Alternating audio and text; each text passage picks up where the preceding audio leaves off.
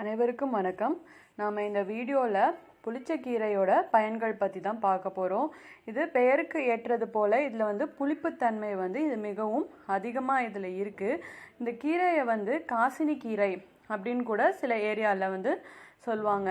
இந்த கீரை புளிப்புத்தன்மை அப்படின்றதுனாலேயே சில பேருக்கு ரொம்ப பிடிக்கும். அதே சில பேருக்கு இதனால் பிடிக்காது. ஆனால் இந்த கீரையில் நமக்கு எண்ணற்ற பயன்கள் இருக்குது. அப்படி சில பேருக்கு இந்த கீரையை சாப்பிடும்போது லைட்டாக நாக்கு அரிக்கிற மாதிரி இருக்கும். ஸோ அந்த மாதிரி இருக்கிறத தவிர்க்கணும் அப்படின்னா இந்த கீரையை நம்ம தண்ணியில் நல்லா வேக விட்டோம் அப்படின்னா அந்த நாக்கு அரிப்பு தன்மை நம்மளுக்கு இருக்காது. நம்மளுக்கு டேஸ்ட்டும் ரொம்பவும் நல்லாயிருக்கும்.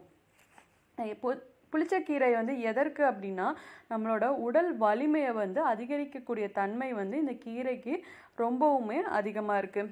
அதுக்கப்புறம் எந்த விதமான சரும நோய்கள், அதாவது ஸ்கின் டிசீஸ், சொறி, சிரங்கு இந்த மாதிரி இருந்தால் இந்த கீரையை நாம் சட்னி மாதிரியோ இல்லை மசியல் மாதிரியோ அரைச்சி நாம் சாப்பிட்டோம் அப்படின்னா அதுலேருந்து நம்ம உடம்பை நாம் பாதுகாத்துக்கலாம். மஞ்சக்காமாலைக்கு மணத்தக்காளி கீரையை சொல்லுவாங்க. அதுபோல் இந்த புளிச்சக்கீரையிலையும் மஞ்சக்காமாலையை இருக்கவங்க இதை சாப்பிட்டு வந்தால் அதுலேருந்து மீண்டு வர்றதுக்கு அதாவது இந்த நோய் எதிர்ப்பு சக்தி அவங்களுக்கு குறையும் இல்லையா, அந்த சமயத்தில் நம்ம இதை சாப்பிட்டோம் அப்படின்னா நம்மளுக்கு அந்த நோய் எதிர்ப்பு சக்தி நல்லா இம்யூனிட்டி பவர் பூஸ்ட் ஆகும். அதுக்கப்புறம் மலச்சிக்கல் இருக்கிறவங்களும் இதை கண்டினியூஸாக சாப்பிட்டு வந்தீங்க அப்படின்னா அந்த பிரச்சனை நம்மளுக்கு கண்டிப்பாகவே சரியாகும். அதுக்கப்புறம் எல்லா விதமான வாத கோளாறுகள், எந்த விதமான வாத கோளாறுகளாக இருந்தாலும் அப்படிப்பட்டவங்க இந்த கீரையை சாப்பிடுவது ரொம்பவுமே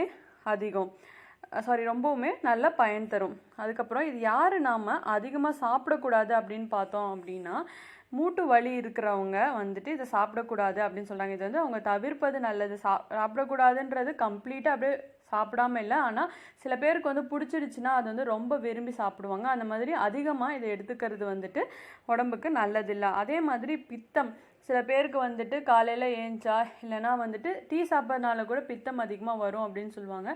அதே மாதிரி பித்தம் இருக்கிறவங்களும் இந்த கீரையை சாப்பிட்றது தவிர்த்துக்கலாம். ஸோ நம்ம இந்த வீடியோவில் புளிச்சக்கீரையோட பயன்கள் பற்றி பார்த்தோம். இன்னும் மீதி வரக்கூடிய வீடியோவில் வேறு என்னென்ன கீரைலாம் இருக்குது, அதனால நாம் என்ன பயன் பெறலாம் அப்படின்ற பற்றி நாம் பார்ப்போம். இந்த வீடியோ பார்த்ததற்கு நன்றி.